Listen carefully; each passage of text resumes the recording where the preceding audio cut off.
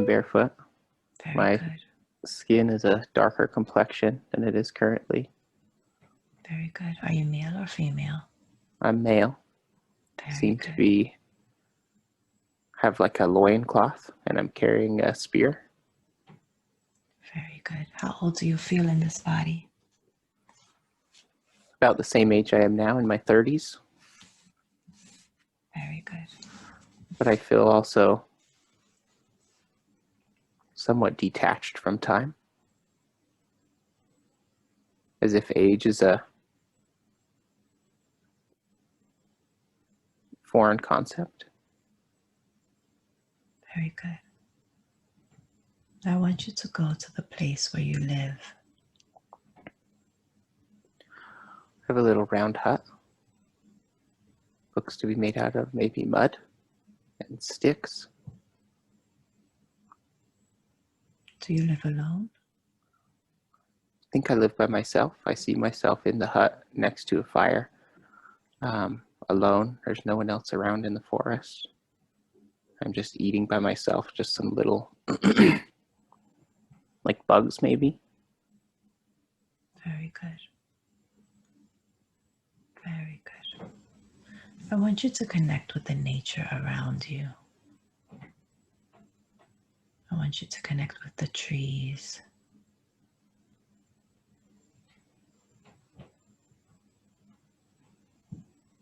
And I want you to see if they have a message for you.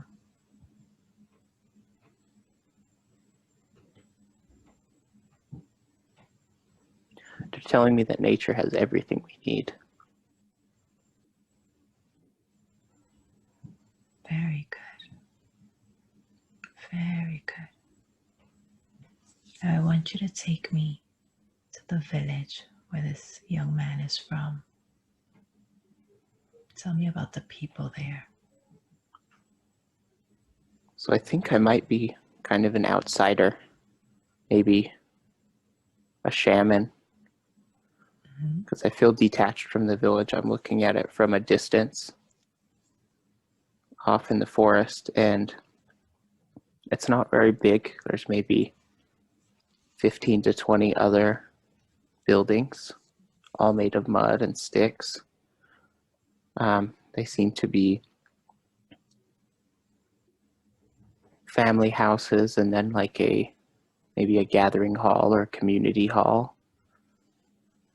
It's not that I feel unwelcome there, but I feel like I've purposely, it seems as if I've purposely separated myself. Now I want you to feel into that energy of you feeling that you purposely separated yourself. Why have you done this? I'm going on a journey similar to like a walkabout that the Australian people do. I've chosen to separate myself from my people as a way to enhance my connection to the land and to spirit. Very good. Very good. Do the people in the village come to you for healing?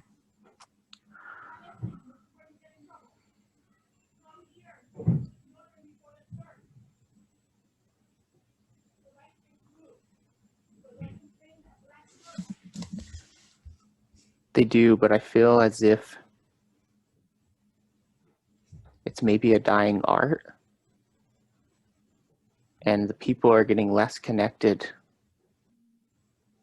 to nature, and they respect me, but also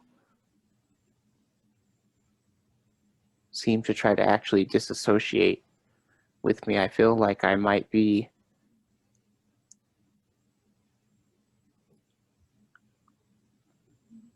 almost like the last of my kind.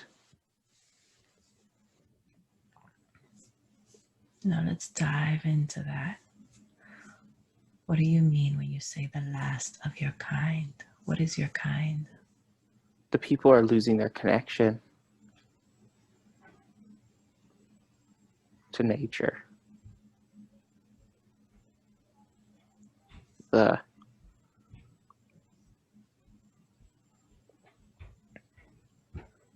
seem to be less concerned with the non-physical nature of the world and more concerned with the physical nature, which we're still forest people, but they're disconnecting from the forest, and that's saddening to me. Very good. Very good. In this place, when you're alone in this forest, how do you feel? I feel complete. I feel like the forest is my family and my people. Very good. I want us to fast forward this young man's life to his 40s. What is he doing? I'm really dirty. I have my hair and beard has grown longer. It's very matted. I'm pretty muddy, and I spend the majority of my time just in contemplation, meditation, walking amongst the forest. I've detached from people even more. I seem to be just completely alone as far as physical interaction goes. Very good. Now let's fast forward this man's life to his 50s and tell me what he's doing now.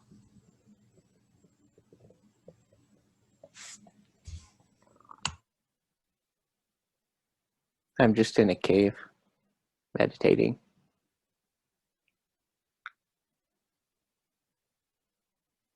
I feel like I haven't left this place in quite some time.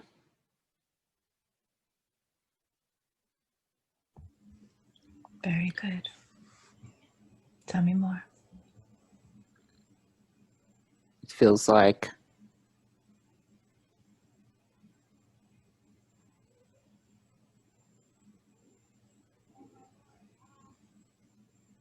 I don't spend very much of my time in the physical realm anymore. I understand that I have a body still, but I'm not really attached to it at all. So you spend more time in the non-physical realm. Yeah. And what do you do there? I feel like I'm still in the forest, in the non-physical. And my spirit is being enlivened and invigorated, and I don't even think I have to eat. I just go in the astral and hang out, it seems like, in the forest realm, just beyond the physical plane.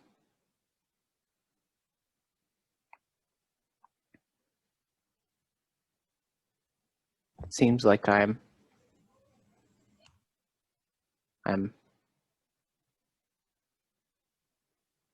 trying to receive wisdom from the forest beings. They seem to be very fleeting, just because I think that that's their nature. They're constantly moving and vibrating and swimming through the forest.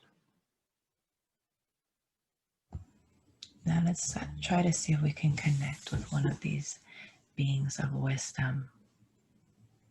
I want you to energetically connect with one of these beings, these wise beings, and see if they have any messages for you today. There's a lady. She's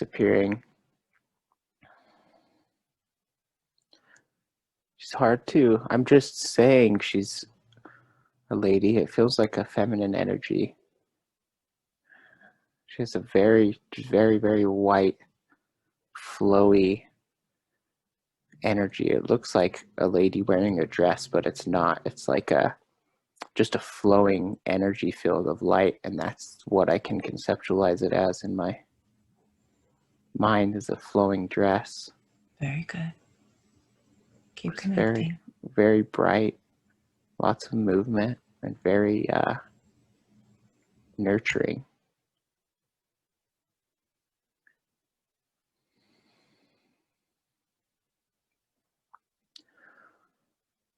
She's telling me that how open the forest is, how open nature is, how it's always there to embrace you.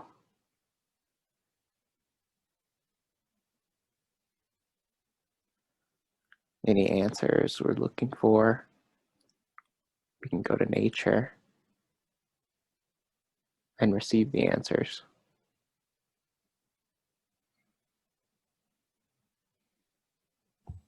So, what can we do as human beings to reconnect with nature?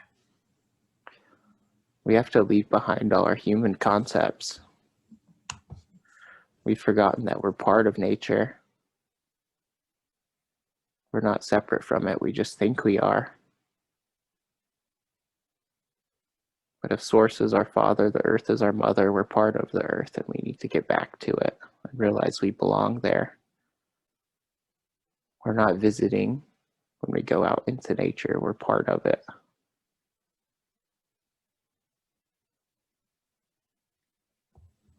Very good. Very good. Thank you. I want to fast forward this man's life to the end of his life where he's taking his last breath. Tell me what's going on. I'm still in the cave. I look really old. There's barely any substance to my body. Very, very skinny, just skin and bones. I seem to have... I'm going to consciously leave because I feel like my journey's done. Very good. So you make a decision to leave. And I feel like I'm making the decision to continue on in a new life and a new adventure, knowing that I'm most likely going to forget what I learned in this one. Very good. I want you to let him take his last breath in that life and allow him to go into spirit.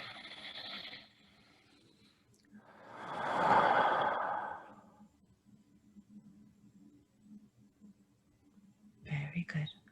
Now that he is a spirit, he can help us with our journey today. And he can tell us, why was it important for them to show us this life today to Casey? What is the importance? To know you're not separate from nature. Very good. There's no separation. Mm-hmm. Tell me more. You can be in complete communion with nature. All nature has messages for you. You have to listen, but you're not listening with your ears. Throw aside all your human concepts when you go into nature and become as much a part of it as you can. So, if you don't listen with your ears, what are you listening with? Your whole body is an antenna. You have to pick up the frequencies of the plants and the animals. You listen with your heart,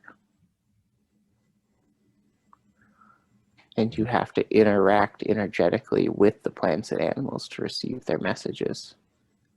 You have to send out your own signal that you're looking for information and that you want to communicate to receive the communication. So, how can humans send out this message to the animals and to nature so that we want to connect with them? How can we do this? Open up your heart Mm-hmm.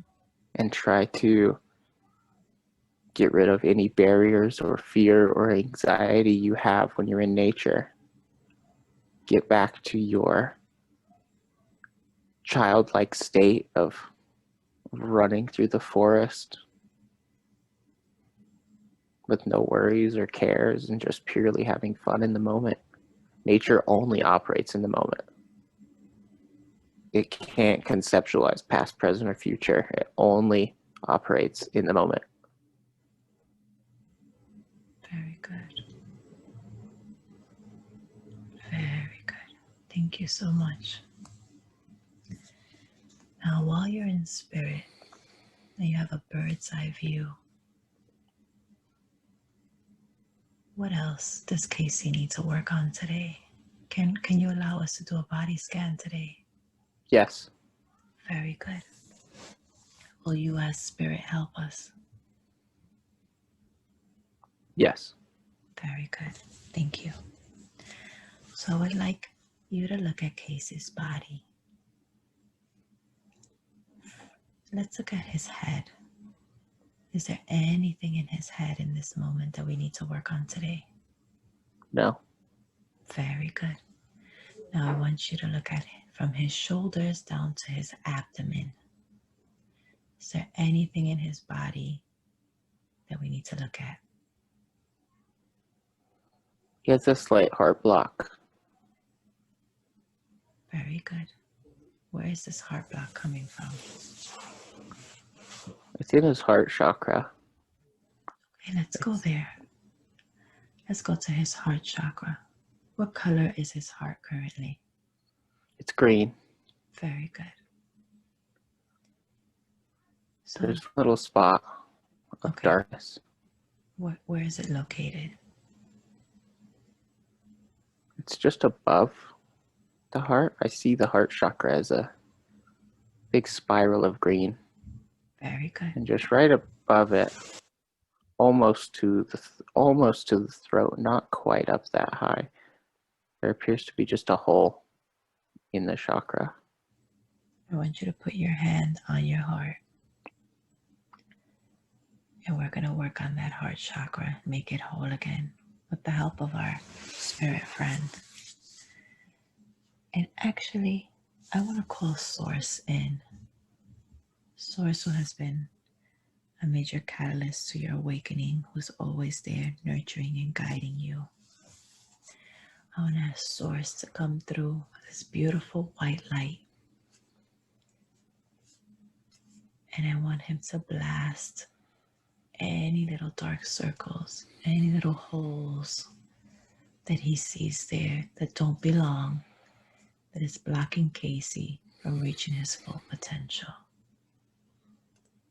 And I want you to envision that heart filling up with this beautiful white light.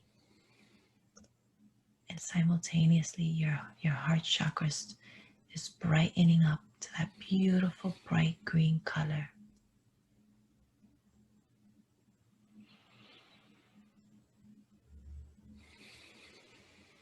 Let me know when he's done.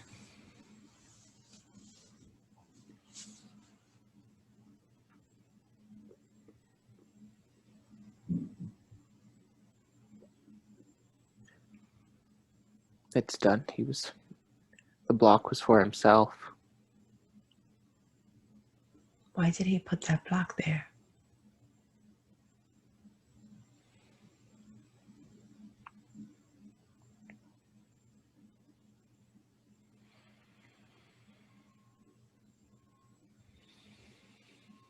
It feels like, due to old thought patterns and beliefs, that there comes a certain level of sacrifice in being a husband and father.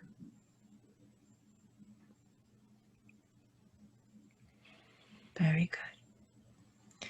Well, he doesn't need those limiting beliefs anymore.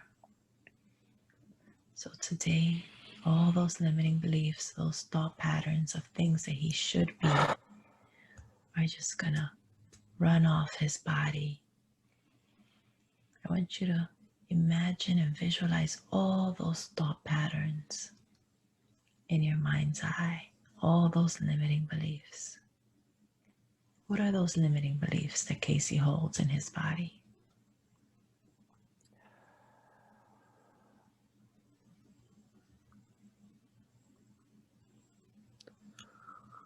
That abundance can come truly from him.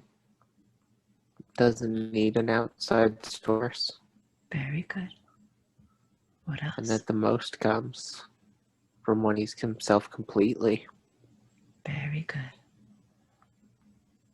Very good. So any limiting beliefs that Casey has about money, or that something outside of him completes him, I want you to visualize all those thoughts running out of your body like a waterfall, just running down your body, and they go down into Mother Gaia where they can be reabsorbed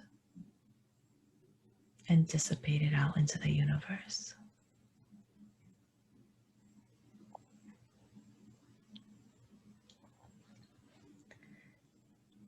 And now your mind is clear. What would you like to put in your mind?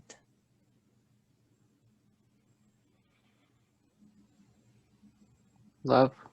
Very good. Let's put some love in your mind, some abundance, self-completion.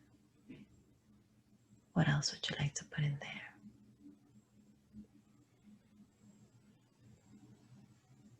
No limitations. No limitation, unlimitedness. Very good. What else? Understanding. Understanding. Wonderful. We could put some peace in there. The love of your children. And let's put some light in your mind. What color light would you like to put? White. Very good. So I want to ask Source one more time to come through with his beautiful white light, warm and tingly. And I want him to pass it over Casey's mind. And as that white light is passing over his mind, his brain is becoming more active. His cells, his nerves, his brain synapses are starting to become electrified. You feel it. It feels amazing. And during this, no other negative beliefs will be able to come through, because you realize the power of your mind and how powerful you really are, and that there is nothing outside of you, and that you complete you.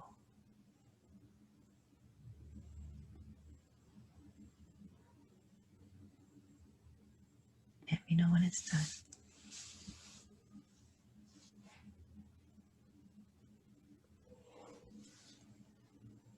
It's done. Very good. How does that head look now? It feels great. Very good. Let's take another peek at the heart chakra. How does that look?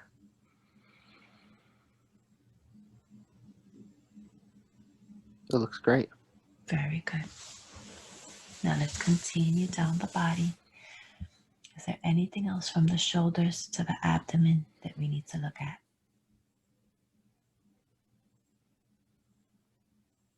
Right at the base of the abdomen. Abdomen. Tell me more. Right above the root chakra.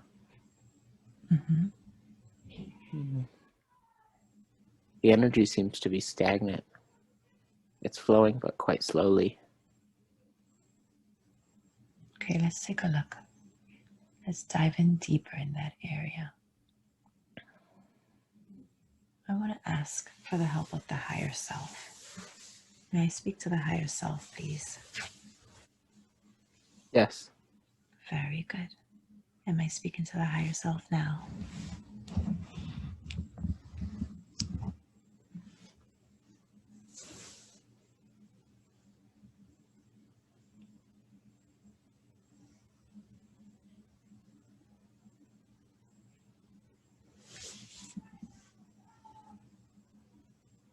causing a plug in the energy flow. Can you repeat that? I lost you for a second. There's a black rectangle in the sacral chakra that's stopping the energy flow from the root up through. Okay. Will you be able to recalibrate and realign his chakras at this moment? Yes. Very good. Thank you. Tell me what you're doing while you're doing it, please. Using light to dissolve the block. It's very dense energy. It seems to be a buildup of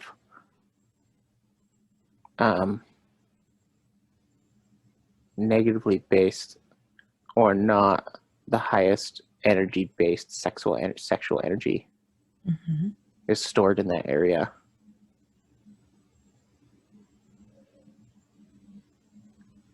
Based on the manipulation and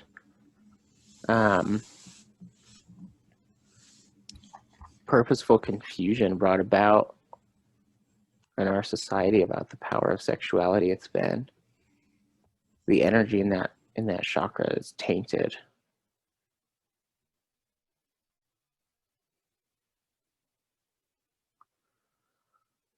Trying to use light to dissolve the cube that's blocking the flow. The edges are so rigid, it's making it hard for the energy to flow around it. It's getting smaller as the light is penetrating it, but it's very, very, very dense. It almost feels like a black hole. It's much smaller.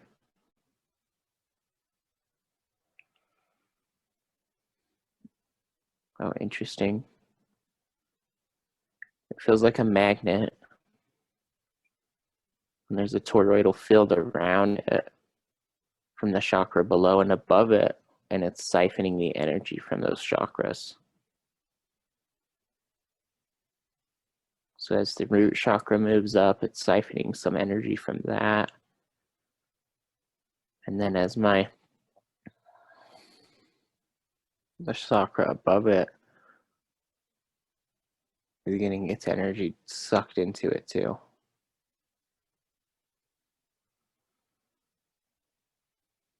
It's getting smaller. It's very powerful.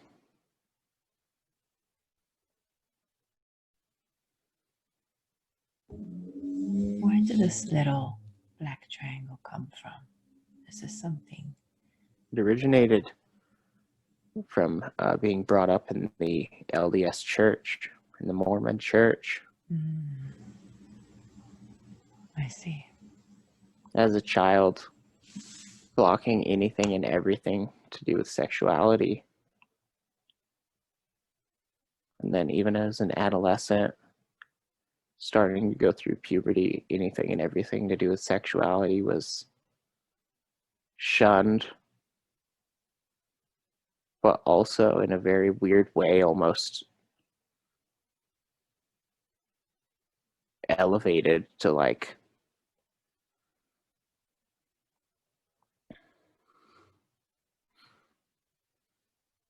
a false god. He's confused, having strong, very, very strong sexual energy, and not knowing where to go with it or what to do with it, and feeling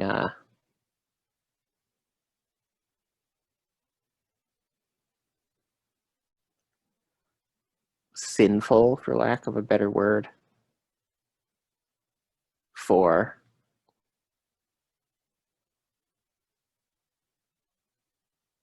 just exploring sexuality in the mental state and non-mental state.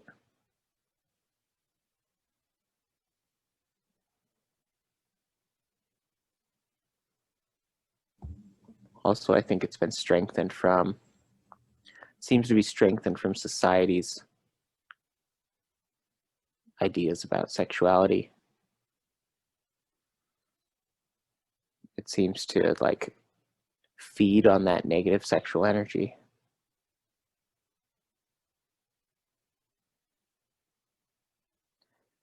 It doesn't appear to be an entity, but it appears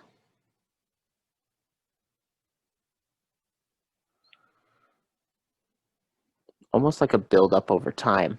Like there was a seed planted there, and the seed has grown into what's now this block. Very good. So tell me what's going on now. Is it getting smaller? It's just a sliver now. It's almost like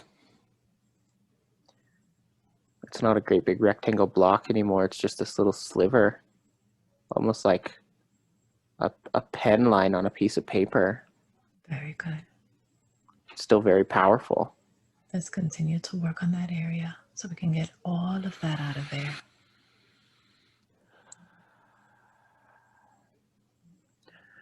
It's interesting because he wants to hold on to it, which is weird. He shouldn't, and he won't. But it's interesting to see because he's also based a lot of his masculinity on sexuality, which is toxic and builds up that energy even more. Yeah, he's ready to let that go. Very good. Very good.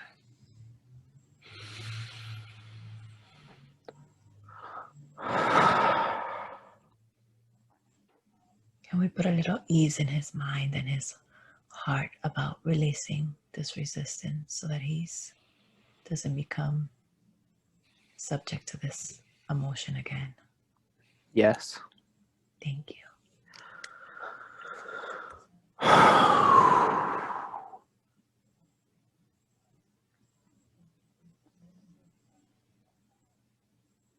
It's gone.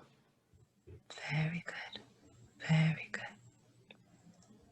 Now I want you to tell me about the chakras in that area. Are they spinning properly? Oh, yeah. Very good. Yeah, energy is flowing so much better. Wonderful. I want you to take a look at all the chakras and tell me what they look like now. Yeah, that was blocking everything. He's been getting more and more connected all the time, activating more and more, but that was a major block. Very good. Yeah, everything looks much better. So I have a question. If one chakra is blocked, does it produce a domino effect for the other chakras? Yes. Okay. Yeah, you can, for instance, in this instance, with that chakra being blocked, it's like the throat chakra isn't blocked, but the throat chakra needs energy from all the chakras to function properly. Mm-hmm. So if you're using your throat chakra, but your sacral chakra has a block in it, you're not receiving the energy that you need from that region to adequately activate your throat chakra. Mm-hmm. You'll be blocked in certain aspects. Very good. Now, how can Casey clear his chakras every day to make sure that he's grounded? Consciously pay attention to it. Mm-hmm. Do the practices he's been doing, such as filling his body up with light, Very good. connecting to source. Spend time in nature and don't second guess how connected you can be all the time. Mm-hmm. Anything that you say, I have to do this ritual or that ritual before you can connect is an excuse. You're connected all the time. Very good. You can use whatever you want as a permission slip, but it's only a permission slip. You're connected all the time. So is it important to have the intent, or does it just come naturally? Having the intent strengthens the connection, but source will never be disconnected from you. Mm-hmm. It doesn't matter what you do. The source is always beaming into you at 100%. 100%. The only thing that blocks it is you. Well, thank you. That's very powerful. Thank you for that. Now let's continue down Casey's body. Is there anything else from the shoulders to the abdomen that we need to look at today? No. Very good. Now from his hips to his feet, anything that we need to look at? Knees and ankles. Very good. So let's take a look at his knees first. What's going on with his knees? They feel tight. Feel rigid. Mm-hmm. And not very flexible. What's going on there in that area? His foundation. Mm-hmm. Sometimes he feels like his foundation can be unstable. But that's because he's putting his foundation on the physical world. Mm-hmm. Job, money, all the BS. He just needs to realize that his foundation is source, is spirit, it's enlightenment, love, and everything else will be provided. Very good. Are there any exercises or things he should do to strengthen his foundation? He needs to exercise Exercise. in Are there general. any particular exercises for his knees? He knows what to do. Okay. He has a very, very, is extremely knowledgeable in the physical body and its movements and how it works. He studied that for a long time. He knows what to do. He just has to put forth the effort and do it. Do yoga, go for a run, lift weights. The options are endless. You just have to do something physical. Okay. It's the paradox of physicality.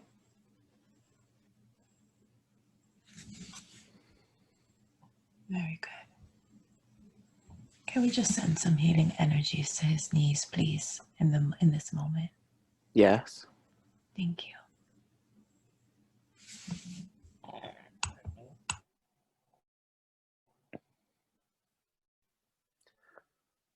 And the ankles are the same. Very good. So They correlate to each other. okay, good. So please, let's add the knees as well with the healing and tell me what you're doing. Filling the area up with light, like helping the tendons and ligaments relax, muscles relax. They also need strengthened. That's where the exercise comes in. Your muscles, ligaments, tendons, they can't relax properly if they're not strengthened. If you have a weak muscle or weak tendon, it's harder for that area to relax completely because it doesn't feel stable. So it doesn't feel relaxed. It feels like it itself is unstable. So strengthening those areas can help relax those areas more. Very good. Is there any particular color that you're using? It's white light with a tinge of pink. Mm-hmm. What does the pink do?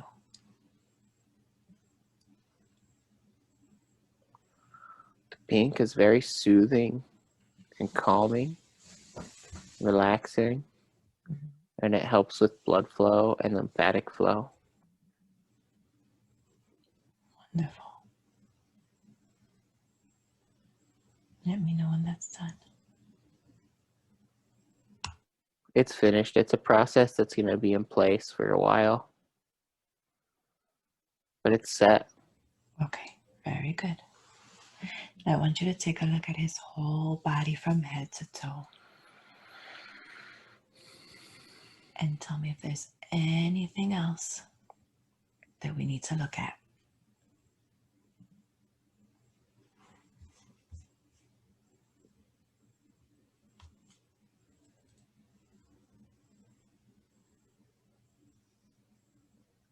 Everything looks good.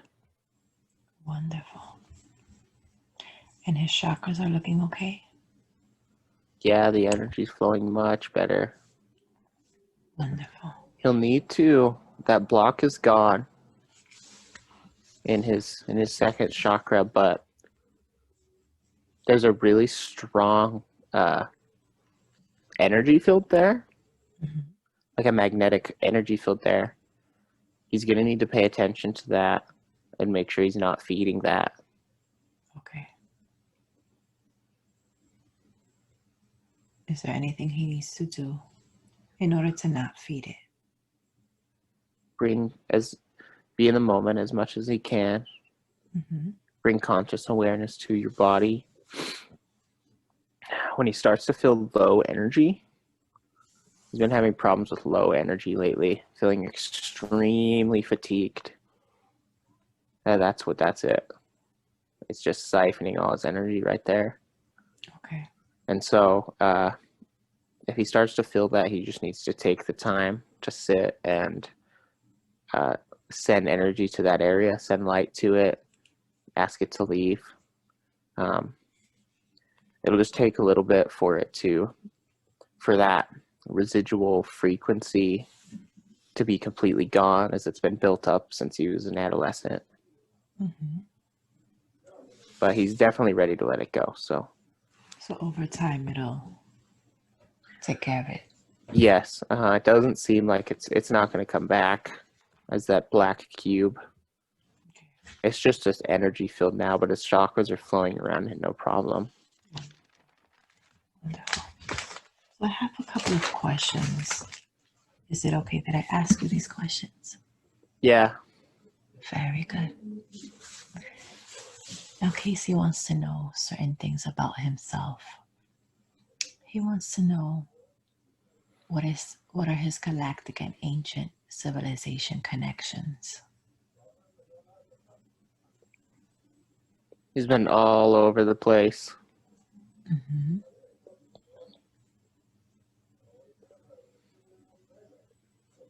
He feels drawn to ancient cultures such as Egypt, Mayan culture, Atlantean, and he's received so much wisdom from studying these ancient cultures, and he feels he has a deep galactic connection and he wants to know more. Can you tell us?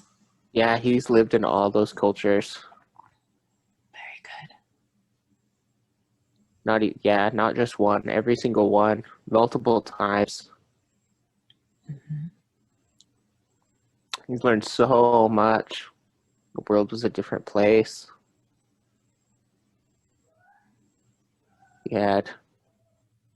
During those times, he had lots of interactions with interdimensional beings. They'd come visit all the time. They were friends. So it was like your neighbor coming over. Okay, so the Egyptian people, the Atlanteans, they had close connections with the. He's actually, he's Mayan right now. Okay. In South America. And it's just like when the interdimensional entities show up, it's like it's not even, everybody's excited and happy, but it's not even that big of a deal. And the Mayans are so connected to space, they're not even from Earth.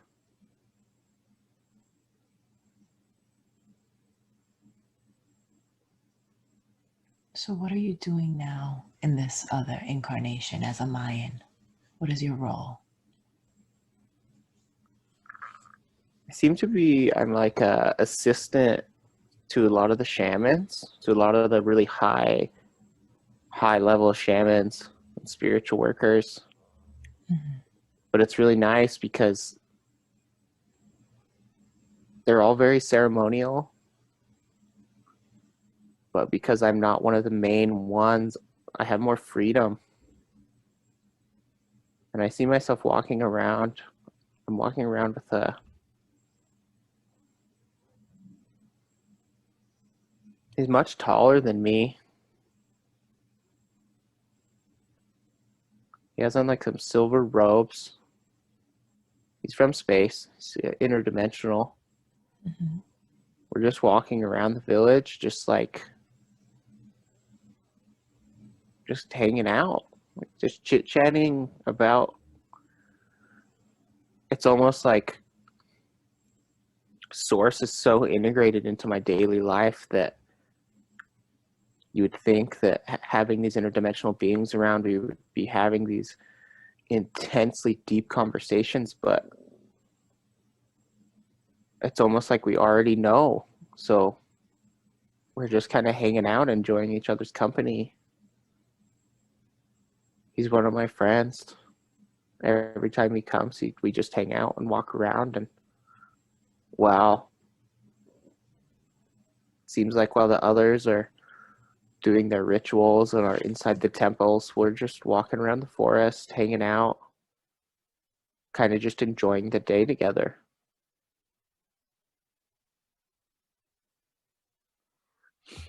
That sounds wonderful. Now, tell me more about this being. I want you to feel into his energy. He's very, very powerful and loving. So much wisdom. He's also telepathic. He's really tall. He's about 7 feet tall. But it's interesting because he doesn't seem big or domineering, because his energy is so loving. He looks similar to a gray, but he's a little different. I think he only has 3 fingers. His structure is really skinny. Like, he has really skinny long arms, long skinny legs. His body's covered up by a silver robe. A big elongated head. No hair. He's kind of like a grayish blue. His eyes are really big, and when you look in them, it's almost like you're looking into the galaxy, because they're black, but they look like they're speckled with stars. He doesn't have a nose. He just has 2 holes where his nose would be. And he has a really small mouth, but he's always smiling. It's actually kind of funny to see this like great big alien who just like kind of has this giddy smile on his face like he's a kid. His wisdom is so vast. I feel like when we're walking through the forest together, I'm not sure why he's chosen to hang out with me so much. Well, let's He could be dive. doing so much other things. Let's dive deep into that. What is your connection with this being? How are the two of you connected? Feels like a brother. Mm-hmm. Very I've good. never had a brother in this. Casey's never had a brother. Is this being your brother from another planet, from the planet where you're from? Yeah, we're really, really close. Very good. What planet is this being from?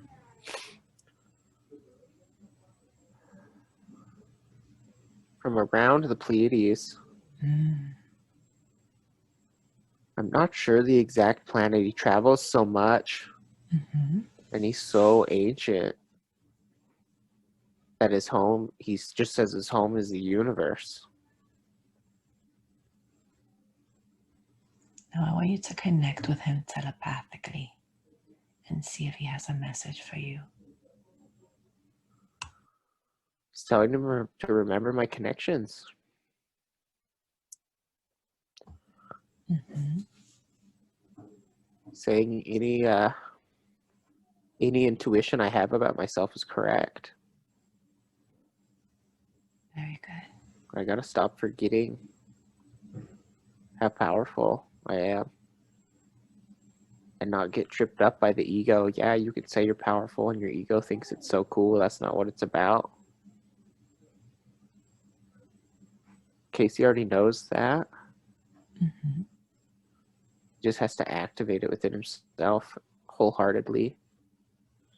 Be unapologetic in your awakening. You're not trying to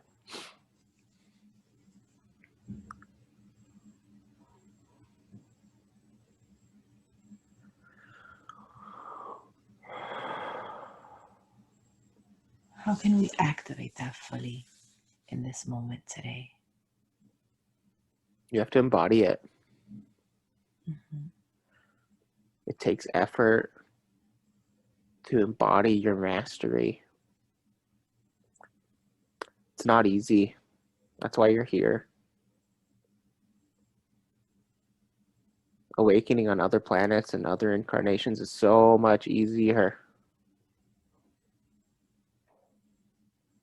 Is Earth the hardest school? One of, yes, Mm-hmm. because it's so polarized. Okay. There's other places in the universe that are seemingly worse, Mm-hmm. but that's the only role they play, is being in a kind of a hub of negative polarity. But Earth is just such a mix, so much polarity. There's a reason you're here. There's a reason you've incarnated here so many times, because the progression is so big. Did Casey choose to come here at this time? Absolutely. Mm-hmm. What is his mission? What is he supposed to do here in this incarnation? Stop the cycle.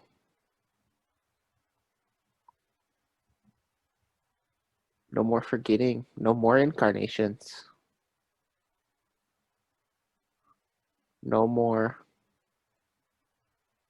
unconscious incarnations. Is this the first incarnation that Casey is conscious? No. Okay. No, he's been very conscious in past lifetimes, in ancient civilizations. But it's interesting because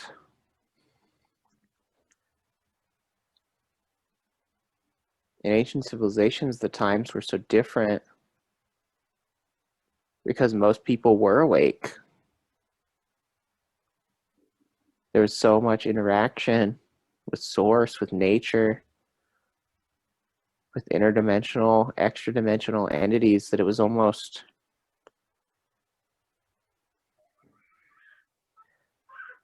you didn't have to try. Mm-hmm. All the information was there. The polarity is so much greater now, but the reward is so much greater also. All those past experiences in the ancient civilizations, they're just breadcrumbs that lead to now.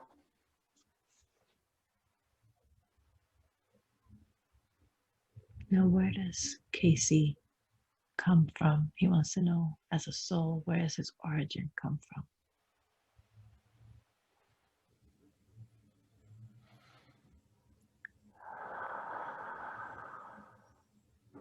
There's a lot of Pleiadian connections. Mm-hmm. It's hard to pinpoint one spot. Earth is his home. He loves Earth. He loves Mother Earth, loves Gaia. He has a deep energetic connection to the galaxy, to the Pleiades specifically. Very good. Now, what are his next steps to become a master? He needs to stop screwing around. He's gotten so far. He learned so much in the last 5 to 10 years. His awakening has been exponential. He just needs to integrate that in every moment of every day and understand that other people aren't going to understand, and they don't need to. He needs to. There's still interaction that has to take place on a daily basis with people, but he has to separate himself completely and live in his own reality. The rules that were taught about this reality don't apply. They don't need to apply anymore. And so he needs to be completely unapologetic in his awakening and take responsibility for his action, his thoughts, his vibration in every single moment. Moment's the only thing that exists, and he needs to try to amplify himself to as high of a bliss state as possible in every circumstance he encounters. Thank you. Now, what is the true physical structure of the Earth plane? And what information about the galaxy has been tainted to cause confusion?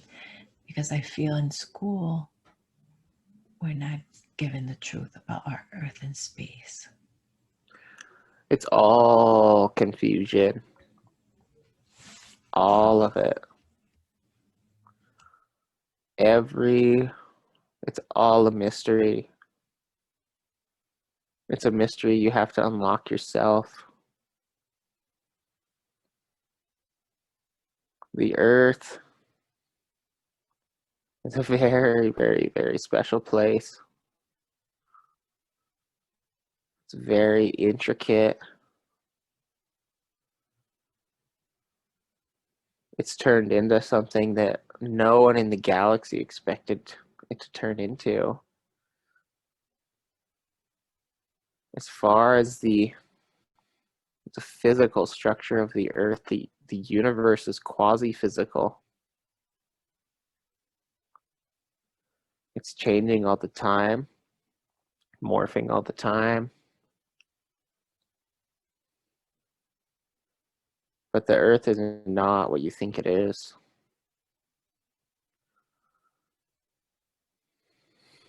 So what is the Earth? It's an energetic hub.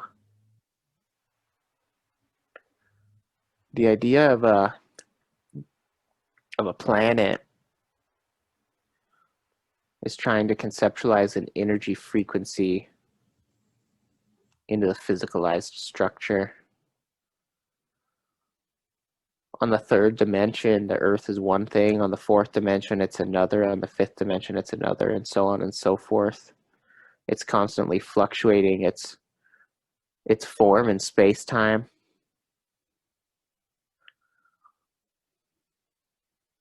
It's not a ball.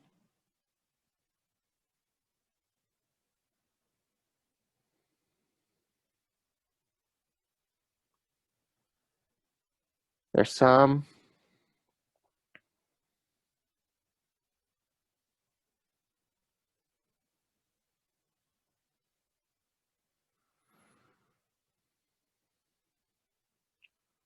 the Earth itself is a concept that's really, really, it's difficult to put into human terms. because it's also being created by the collective consciousness.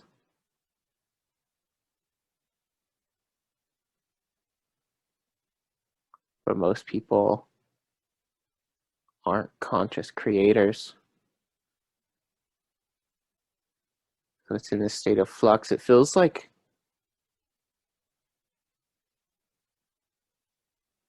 it's such a mystery.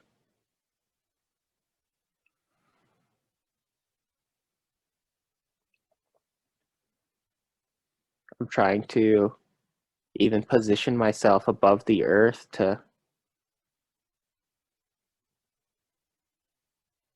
see what it looks like, but it's changing.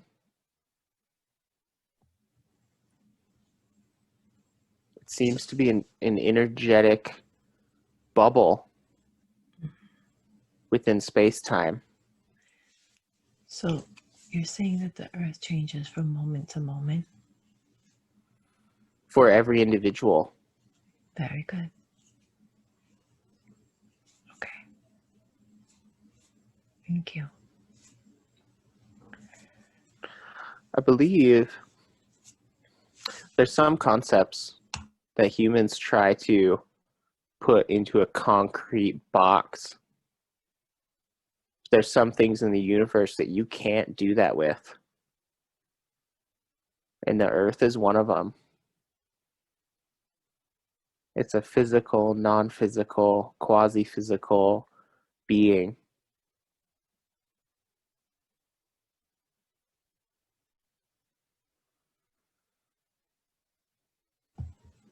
Okay. Thank you. Now, Casey has been channeling a being that he calls his tree friend. He wants to know the connection with him, how he can enhance it and help others. Yeah, his tree friend. He's a tree who has evolved in consciousness enough to be a bipedal conscious being. He's been with Casey for a long time. Casey was on the Pleiades as a Pleiadian. He helped steward the planet to a level of consciousness where all plants and animals started to have consciousness and become sentient beings. This tree being was so thankful that it's maintained its connection through the aeons.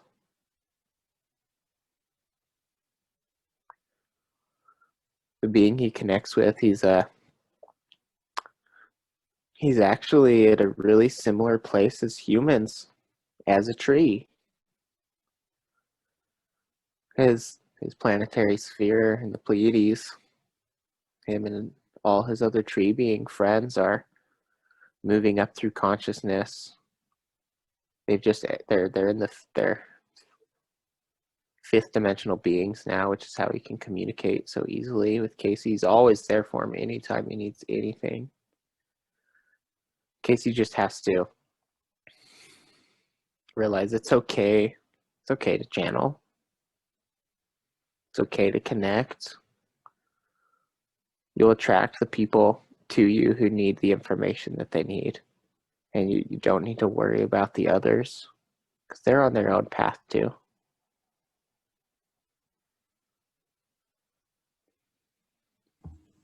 And during these conversations that he's channeling his tree friend, what are they discussing? Really anything. It's a very open communication. His tree friend is that's his root connection. He can root in the connection through his tree friend, through Thuktwalik. And that can be his guiding mechanism to stay rooted but travel through the galaxy and connect with other entities. Very good. Will he be able to channel other beings? Oh yeah. Yeah, he's a major energy conduit. Very good. Yeah, he has lots of beings he's connected to. he can really just, if he can empty himself out enough, he can open up and just say, hey, who's going to be the best to come through right now? And they can come through. And that's how he can get the best answers. Very good. So that should be something he should explore. Yeah, he should. He should spend more time doing that. Okay. Very good. Now, as an awakened being, he wants to know how he can be the best husband. Open your heart all the time. Know that it's a partnership. He and Maurice are in this together, and there's a reason that they found each other. Do they have a soul connection?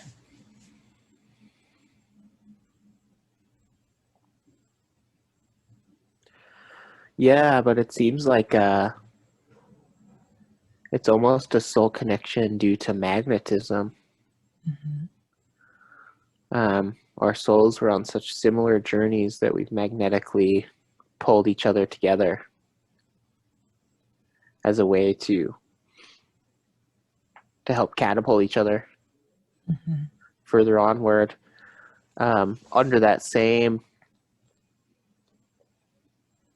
concept, luckily they're beyond this, but the magnetism that brought them together could have either built them up as it has, or it would have completely destroyed them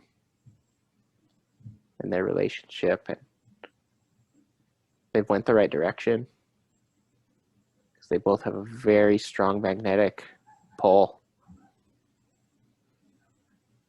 Very good. He's doing a good job. He's doing the best he can. Is there anything else he should be doing as a husband? He needs to know that as long as he's doing the best that he can, that's all he needs to do. Mm-hmm. Very good. Now, as an awakened being, how can he be the best father to his children? Nurture their true potential. Let them be them. Mm-hmm. Let them be children. Let them be wild and crazy and have fun and not get so bogged down in the you're being too loud. Don't break that. Day to day. It doesn't matter. It doesn't matter. It's all just stuff. Just be there for your kids wholeheartedly.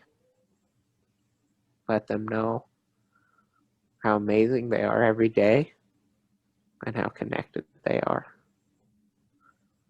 And just truly, truly let them be themselves completely. Completely. With no notions of how they're supposed to act in society and all the BS that we've built up as humans. They're the real answer for happiness. You need to learn from them, be more like them, and let them just be themselves completely. Very good. Now he knows that there's many paths for him and his family. What should be his main focus to ensure his family's brightest future?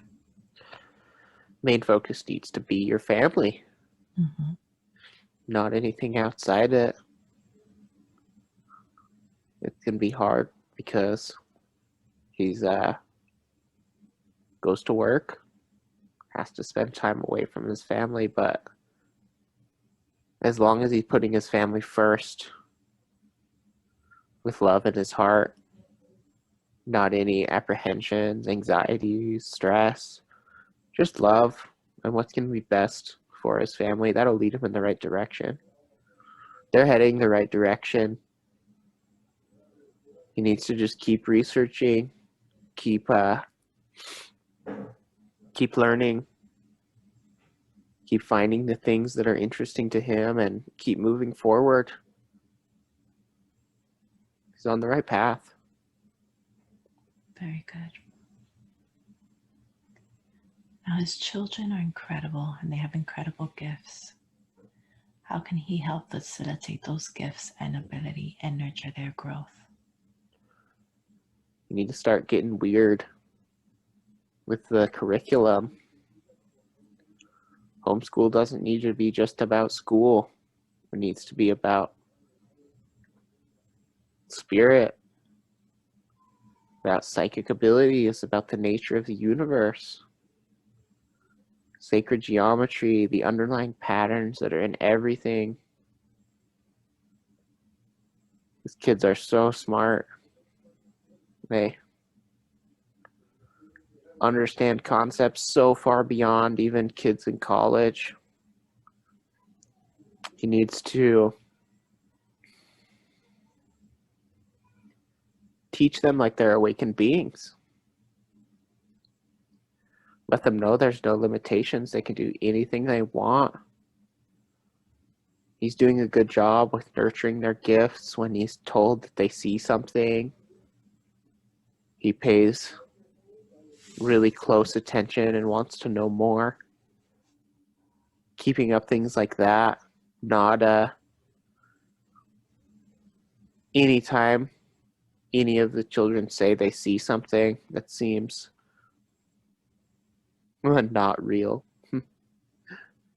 Pay full attention and encourage more and more and more of that.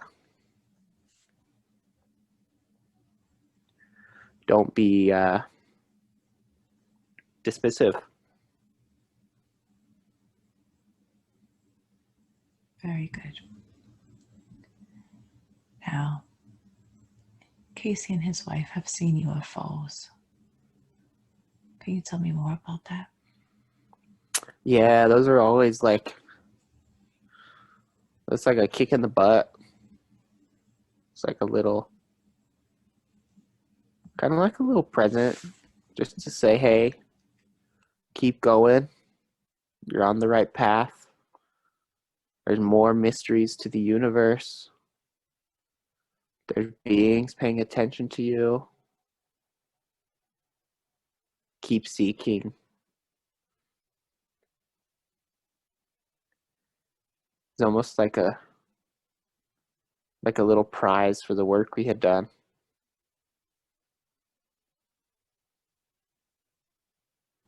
Is there a reason that some people see UFOs and others don't?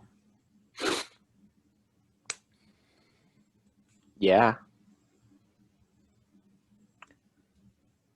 It's usually for a very specific energetic reason. Mm-hmm.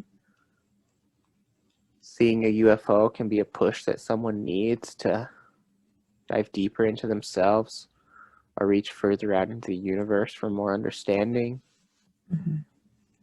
Some people don't see them because they don't need to. Don't need to see a UFO to know that they're there. They're there all the time.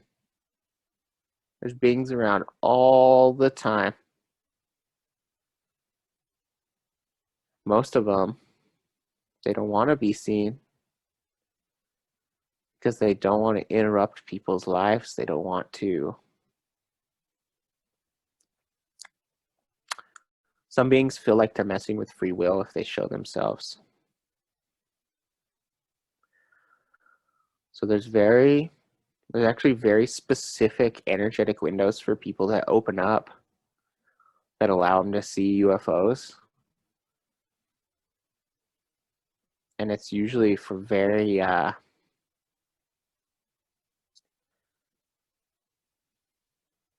has an exponential effect on the people who see them as far as their awakening process goes. Or there's other reasons too, like when people's concept of reality needs to be completely flipped upside down. That's another reason why beings will show themselves sometimes. People think they have it all figured out, and then a UFO shows up.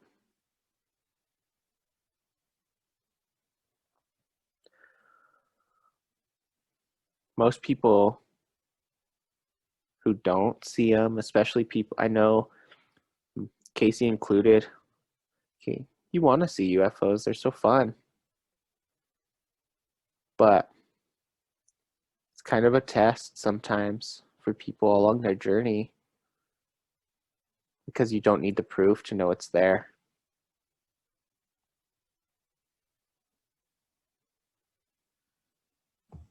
Very good. Now, is there a specific reason that he's located in Idaho? Him and his wife are such huge energy conduits for this town. They could be a seed of awakening for this region. More people are waking up every single day, and a lot of people don't know where to turn. In the area he's located, he could be that energetic hub for people to come to and get answers. Mm-hmm. There's a lot of energy stored in the land here. It's a magical land. It's very mysterious. It's not as there's other parts of the world that people know are magic. They know that there's energy in other parts.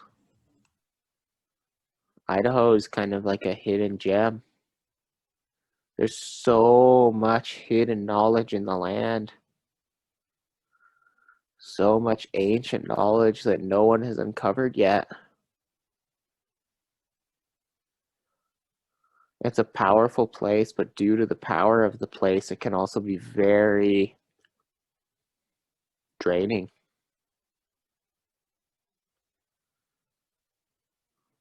Because it has vortexual energy by the surrounding land formations. The Grand Teton Mountains are just to the east. Mm-hmm. The Great Salt Lake is just to the south, which is a huge aquifer of energy. That salt water has so much energy in it, which seeps into the ground, creates vortexes above it. The Grand Tetons are an immense pyramid of energy that you can feel hundreds of miles away from them. The Snake River cuts right through Idaho, which brings massive amounts of energy to and from the oceans and other parts of the land.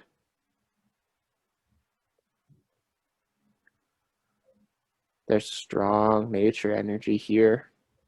It just needs to be filtered correctly through people's own energy conduits. Very good. Very good. Now, he feels extremely connected to Sedona. Where does this stem from, and should he relocate there? Sedona is an extremely magical place, very powerful, and he's had past life connections there as a Native American.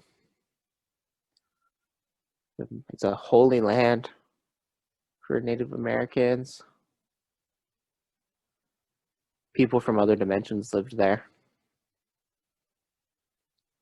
They would come visit, and that's where they would spend the majority of their time, was in Sedona, because of the earth energy there. If he wanted to relocate there, he definitely could. However, he'll do much more good for people if he moves forward with his ideas where he is. However,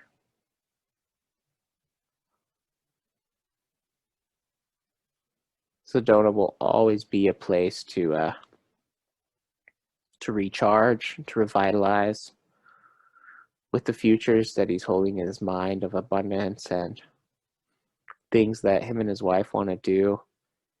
He could do it in Sedona, he could do it in Pocatello where he is currently. It doesn't matter. Just follow the path of least resistance and you'll be led where you need to go. But he has deep energetic connections to Sedona. That's why he's drawn there so much. Through interdimensional connections, through past life connections. And the awakening energy there is so strong that it constantly pulls you. That's why they call it a vortex, because it pulls you in.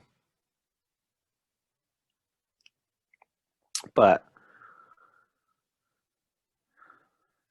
sometimes he gives himself the excuse that he needs to be somewhere else to reach his full potential, and that's all BS. It's just an excuse. It's just a permission slip. You can be your fullest awakened self wherever you are. If you can only be awakened in one place, then you're not awakened.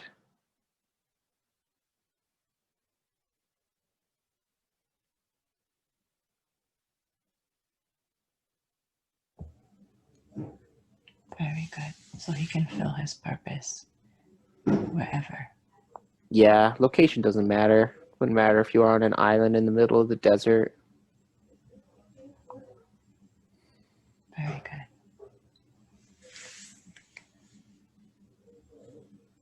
Now, he wants to be 100% self-sufficient and doesn't want to rely on any traditional means for abundance. What steps can he take in that direction? Just follow your excitement. He knows the path he needs to take when he really tunes in. Him and his wife have it all ready to go. They just need to take the plunge. Take that first step up the staircase, or you'll never make it up the stairs.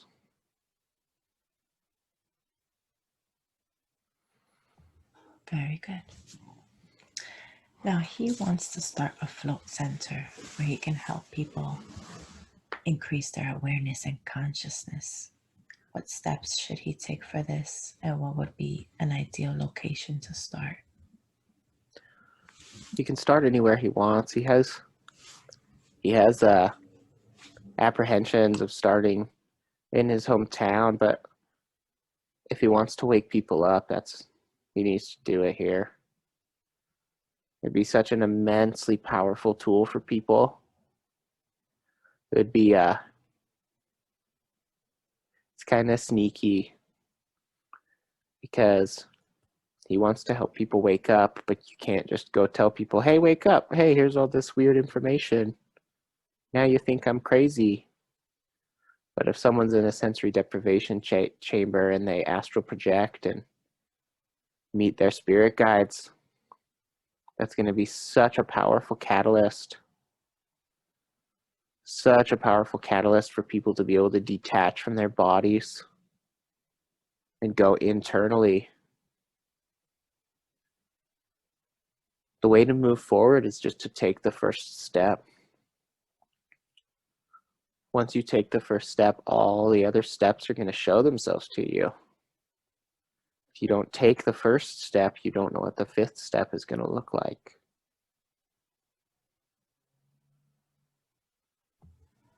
Thank you. What is the true power of sexuality, and how can he use it constructively to access intelligent infinity? Sexuality is the ultimate power. It's raw creation. When you're creating between two beings, when they create sexually, when you create another being, you're tapping into source creation, into the intelligent infinity. You're opening up that portal to pure creation. Nothing is more powerful than that except source itself. We've been so dogmatized by sexuality and so brainwashed on purpose.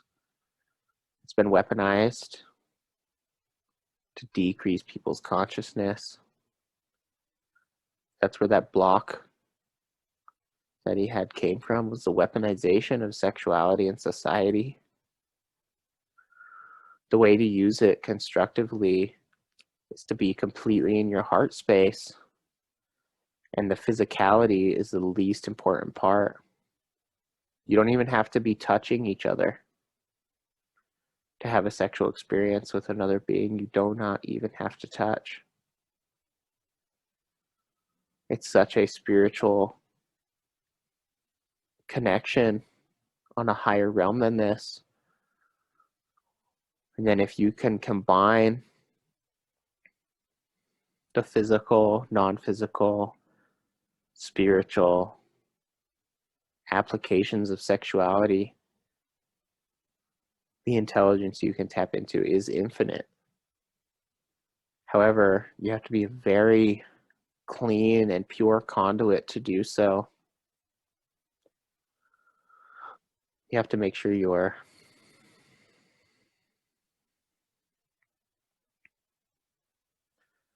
energy is completely filtered. A lot of ancient teachings on Tantra are close. They don't quite have it. Modern Tantra is so far off. Modern Tantra is actually slowing people down on their journey more than anything else. A very, very powerful practice you can use to try to connect with intelligent infinity during sexuality is you imagine yourself as a complete god and your partner as a complete goddess, as light beings. And so when the act is taking place, it's a interaction between God energies, between light energies, not between human energies. That's how Jesus was brought onto the earth, was pure sexual connection.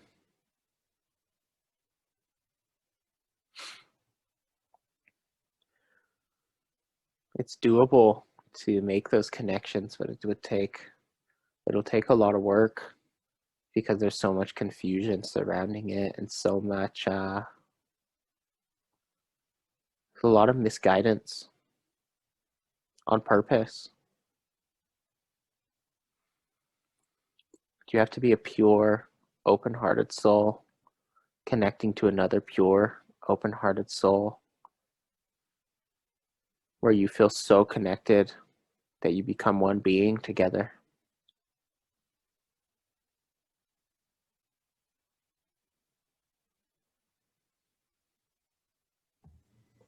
Very good. Now, how can Casey better understand, activate, and strengthen his psychic abilities? He has to put this beside all his preconceived notions of reality. He's in reality, and the structure of psychic abilities actually do operate in reality. They have to. In this reality we occupy currently, they have to follow certain laws put in place by source, but they're laws that man doesn't know about. He just needs to focus on his subtle feelings, thoughts, emotions. He's seen so many times that his intuition is spot on. He's had so many occurrences where he's predicted the future right on. He just needs to focus on that and being in the moment wholeheartedly, living completely within your intuition, putting behind any preconceived thoughts or notions, and acting in the moment completely is how you activate those abilities. Abilities don't work if you're not in the moment. You can't have a psychic connection if you're preoccupied with the past or the future. Those kind of abilities only operate in the now moment, the exact now moment. If you let your awareness drift away from that, you lose those abilities. Bring your now awareness to the moment as often as you can and be as enthralled and engaged in that moment as you possibly can. Thank you. What is the most efficient design mechanics or techniques to make powerful Orgonite devices? Orgonite is pretty simple. He has the layering structure down. He has the best materials down. You can get more expensive materials that are slightly purer, but the biggest thing behind Orgonite is the intention. When you make it, if you're putting your intention into it, those crystals hold that intention, especially after they get encased. They're vibrating with that intention that you put into them. If you focus more intently on your intention for the work you're creating, that intention is going to vibrate within that field so strongly. The quartz crystals within the middle of those structures, hold it in your hand, hold it in your heart, meditate with it before you put it into the piece,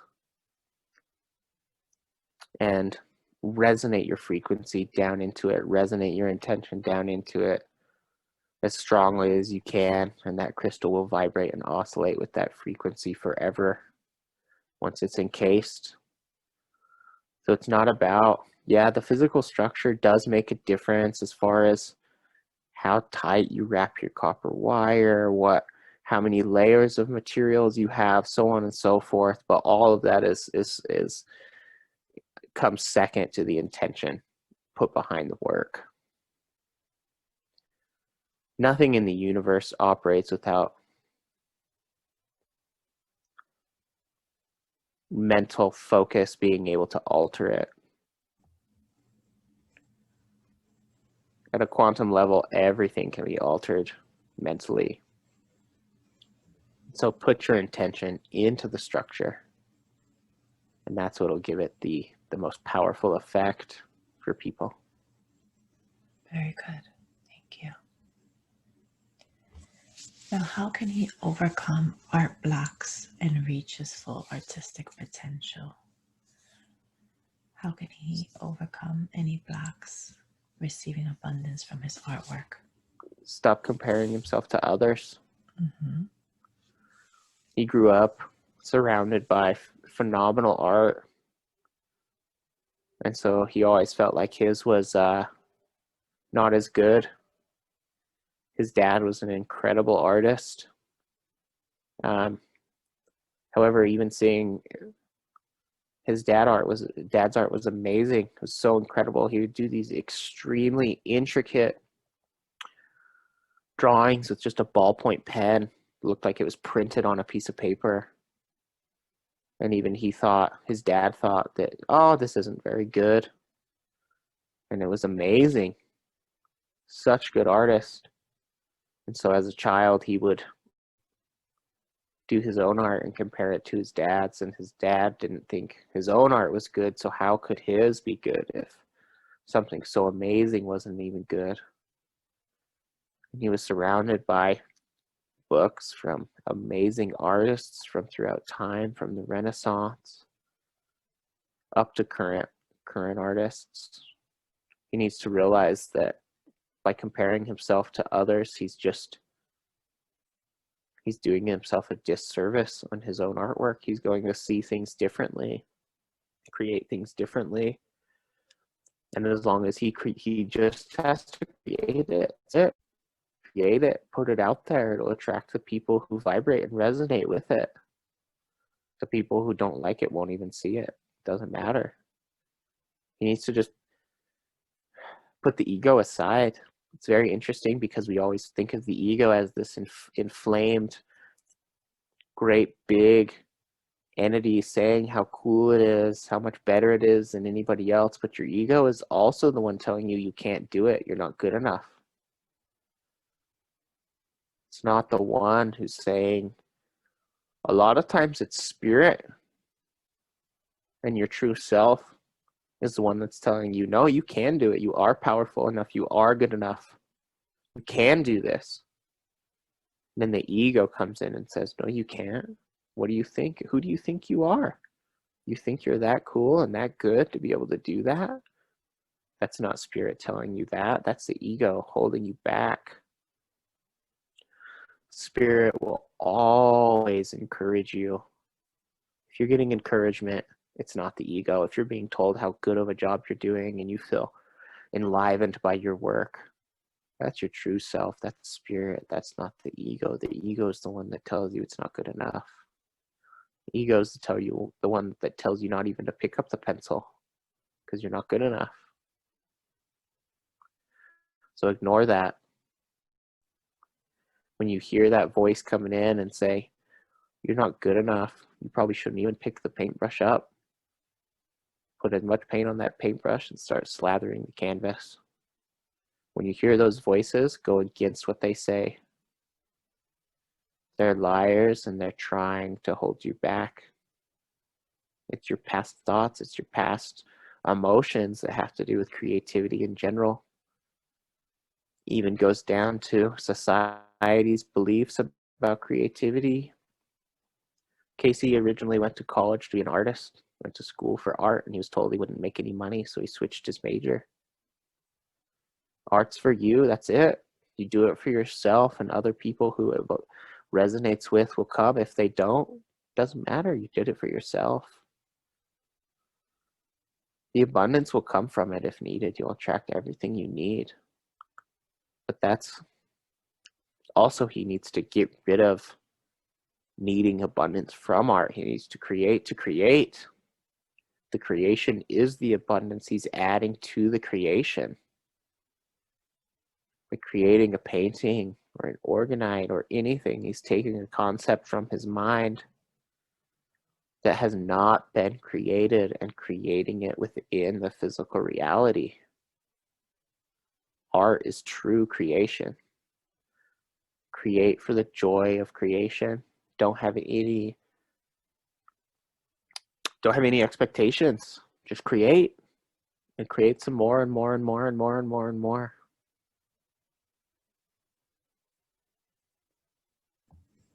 Wonderful. Thank you.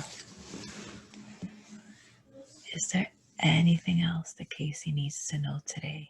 Any other messages from his higher self, his guides? He needs to know he's worthy. He's so powerful. The world is his oyster. He needs to stop holding himself back physically, mentally, spiritually. He needs to shoot for the stars in every aspect. Don't be small. Don't be small at all. Speak humbly. Be a humble person, but don't be small. Know your power. Know your place in the universe. Know you're here for a reason. And trust yourself. Trust your intuition. Trust your guidance. And know that the journey goes on forever. It's an upward journey, onward to infinity. Very good. Very good. Now, is there anything else? Anything else that we didn't work on today that we need to touch up on now?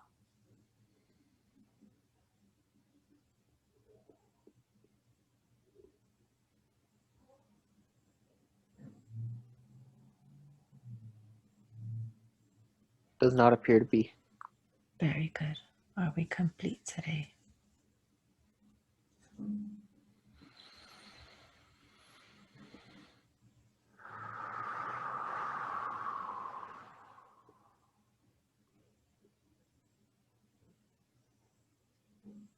Yes. Very good. But before we disconnect, I want you to assist me with taking Casey to source, to the true essence of all that is. I want you to take his soul essence, the true part of him, up to source so that he can feel what it is like to be in that presence.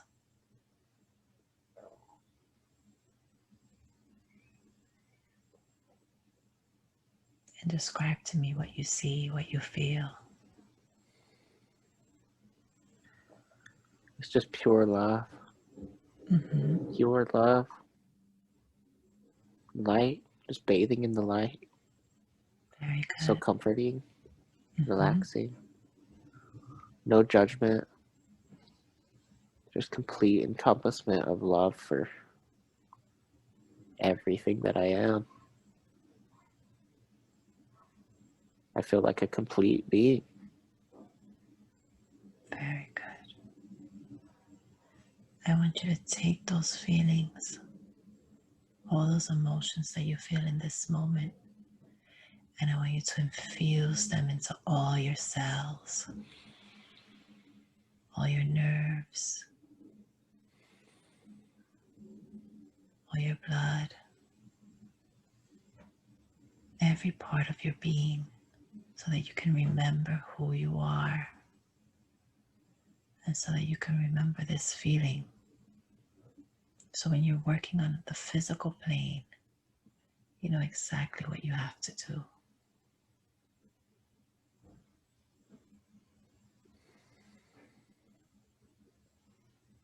Bathe in this beautiful, wonderful energy and infuse it in all your cells.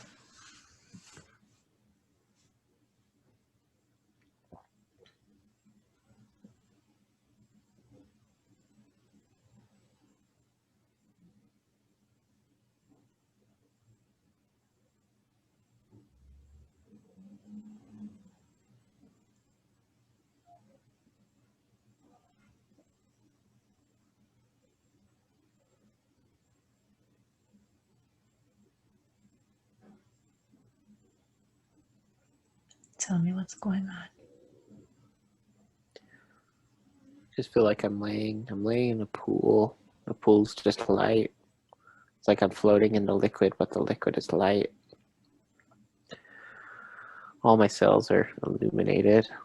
My whole being is glowing. I just feel weightless. I feel complete.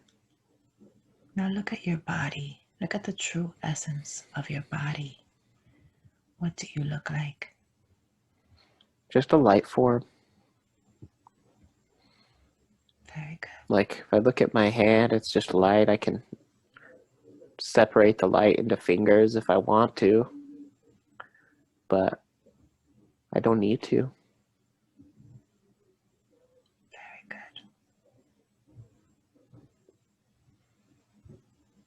I look like a photon. Very good. Now take another minute to bathe in that warm, nurturing light.